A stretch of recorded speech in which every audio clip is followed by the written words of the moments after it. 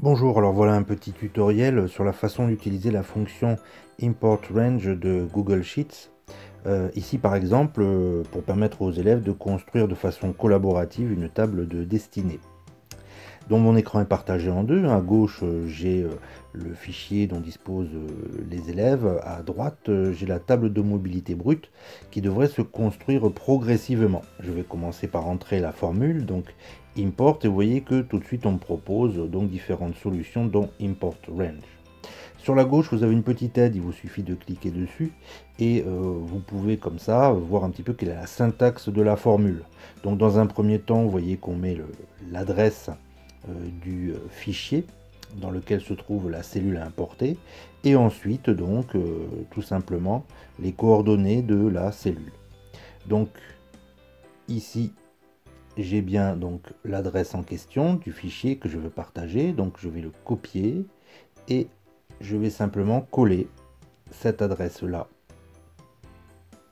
dans ma formule, la voilà, et je ne vais pas oublier surtout les guillemets, donc un guillemet avant HTTPS et un guillemet à la fin de la formule.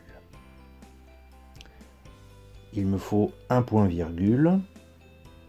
Ensuite donc je vais préciser les coordonnées de la cellule.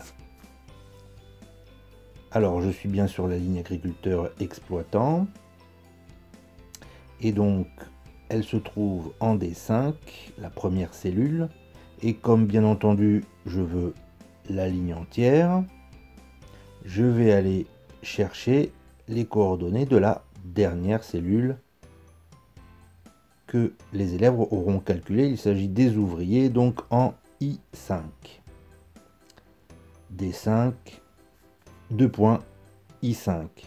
Là aussi, attention de ne pas oublier un guillemet avant, un guillemet après, et il me suffit donc de fermer la parenthèse et de valider ma formule.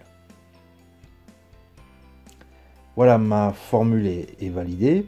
Alors il n'est pas nécessaire de la copier sur la droite, donc je n'ai rien d'autre à faire. On va faire un petit essai ici pour voir si ça fonctionne. Donc par exemple dans les CPIS, voilà, j'entre 24 par exemple, je valide.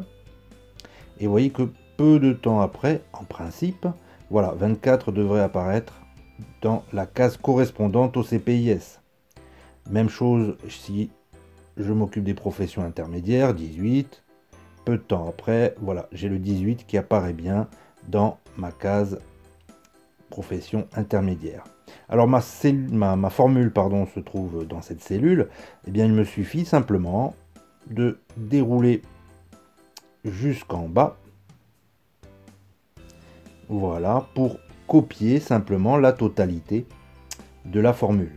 Attention, bien entendu, il va me falloir ensuite prendre cellule par cellule et remplacer donc l'adresse du fichier ici qui concernait les agriculteurs exploitants par l'adresse du fichier qui concerne bien sûr les artisans, les commerçants et les chefs d'entreprise. Et je dois faire cette manipulation donc pour l'ensemble de mes cellules, uniquement la première ligne, bien entendu, c'est-à-dire pour les CPIS, les professions intermédiaires, les employés, les ouvriers et l'ensemble. Voilà, une fois que j'aurai copié, collé mes formules et modifié donc l'adresse pour chacune d'elles, eh bien je disposerai d'une table de destinée qui se complétera au fur et à mesure que les élèves ou les groupes d'élèves compléteront chacun la ligne qui leur a été attribuée.